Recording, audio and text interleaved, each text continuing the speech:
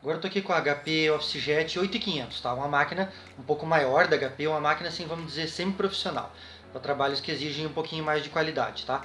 Essa máquina aqui, o cliente trouxe pra gente com o seguinte problema. Deixa eu já de cara já mostrar pra vocês aqui, ó. Mandei esse teste aqui, saiu só o magenta. E aqui saiu o magenta, o amarelo, aqui um pouco laranjado aqui. E tem algumas partes aqui que saiu um pouco do preto, mas não sai nada do ciano, né? Então, essa máquina aqui, se você não pegou essa linha aqui, ela tem um sistema um pouco diferente do que você vai estar acostumado, tá? Ela não tem nem cabeça de impressão e nem a cabeça que normalmente nas pequenininhas da HP é a cabeça de impressão no próprio cartuchinho de tinta. E algumas tem a cabeça de impressão maior, por exemplo, a linha 8600, né? Só que essa daqui ela não tem nada a ver com a linha da 8600, apesar do modelo ser 8500. Não é uma sequência, tá? O que acontece? Essa máquina aqui, ela tem dois cabeçotes, que são esses aqui, ó. Tá, o código 940. São dois cabeçotes. Ó. Um cabeçote é o preto e o amarelo, e outro cabeçote e o ciano e o magenta. Tá? Hoje em dia já nem se usa mais isso daqui. Tá?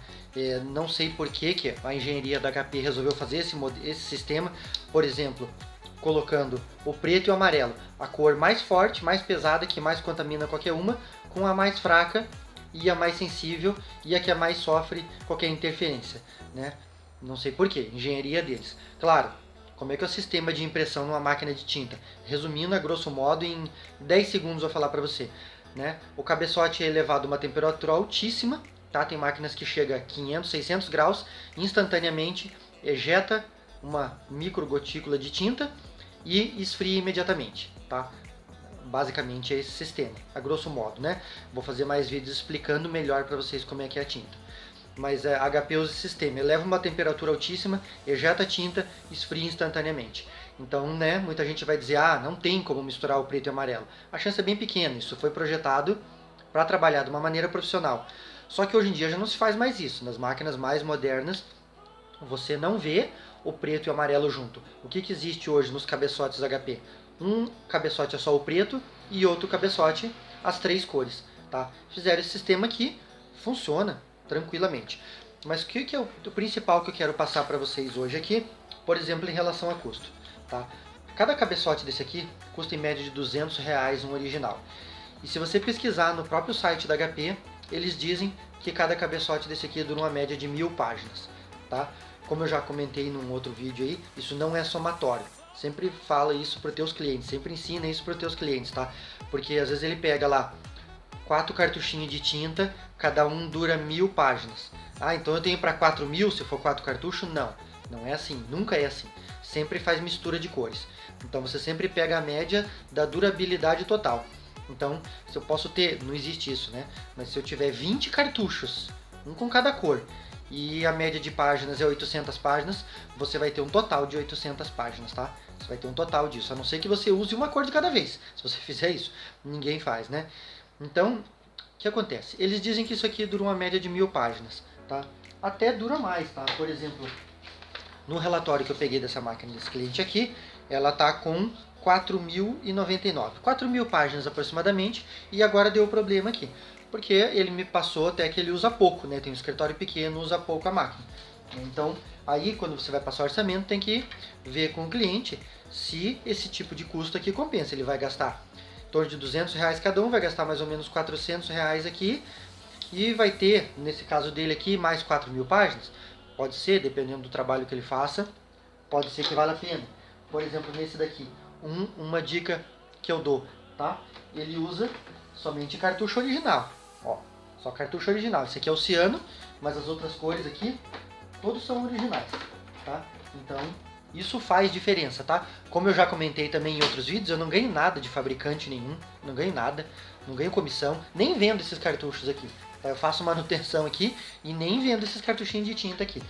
Mas a gente percebe a diferença na qualidade. Então, quando uma pessoa, desde a máquina nova, sempre usa cartucho original, a gente percebe que tem menos problema de máquina quando fica parada, de secar a cabeça de impressão ou o cabeçote nesse caso aqui, tem menos problema de vazamento de tinta, absorver demora mais para encher. Então, né? Tem a questão de custo, né? A diferença de custo entre um compatível, um genérico e um original é grande, a diferença de custo a gente sabe que é grande, né? Mas quando a pessoa realmente quer qualidade, faz diferença, né? Aí vai do que você está disposto a investir. No caso dos cabeçotes, nem existe compatível, só existe original. No caso dos cartuchinhos de tinta, existe o compatível, né? O cartucho preto ali, o padrão ele vem com 28 ml e cada colorido vem para 14 ml, tá? E entra na mesma questão, se você quer passar para o teu cliente durabilidade, entra na mesma questão desse aqui. Cada cartucho ali, o preto diz que é para 1000 páginas e cada colorido para 800 páginas, né? Vem 28 ml de tinta, é bastante para um preto, né? Então, mas não é somatório, tá? Então você vai ter uma média ali de 800, 900 páginas. Aí mais aqui, esses aqui mais 1000 páginas. Nesse caso desse daqui durou 4000 páginas. Um conserto desse aqui, com a mão de obra, mais as peças aqui, vai custar em torno de 400 a 600 reais. Aí tem que conversar com o teu cliente, né? No caso eu vou passar aqui para ele, ver se ele vai aceitar, se ele acha que vale a pena. Uma máquina dessa aqui é equivalente para ele comprar.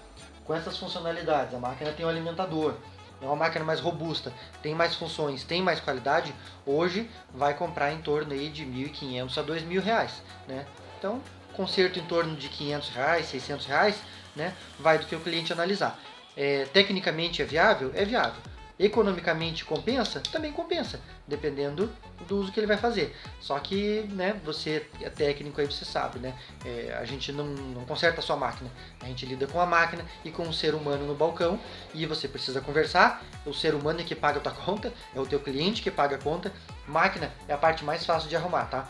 O mais complicado é você conversar com o teu cliente, explicar para ele, passa cada questão, se é viável o conserto, se compensa. Existe peça, existe material, né? Você tem que valorizar o teu serviço, você não pode comprar isso aqui e empatar o valor, né? Até outra dica, às vezes, quando o teu cliente reclamar muito do custo, se você tem medo de comprar, de que ele vai te pagar depois, você pode falar para ele mesmo, procurar isso aqui na internet, eu já fiz isso, tá? Falou, ó, você pode pesquisar aí, procura, compra, traz para mim, aí eu faço só o serviço da mão de obra e limpeza e entrega para o cliente. É uma opção também, tá? De você economizar, não precisar gastar tudo e esperar receber do cliente depois. Tá? Eu faço isso com algumas máquinas. Quando, dependendo do tipo da peça, quando está meio complicado ou quando a nossa margem fica muito pequena, passa para o cliente, ele mesmo compra, traz para você, você faz a manutenção, faz o serviço, limpeza e entrega a máquina para o cliente. Tá? Então, esse tipo de máquina aqui não é muito comum de vir, não existe muito, porque são equipamentos de valores mais altos. A manutenção é um pouquinho mais complicada, mas vale a pena você aprender. E conforme eu for na nossa sequência, eu vou fazer próximos vídeos aí mostrando para vocês. Vou mostrar a desmontagem dela, troca desses cabeçotes, a limpeza, fita encoder, disco encoder, como fazer a manutenção dela. Tem vários encaixes nessas tampas aqui que tem que observar bem.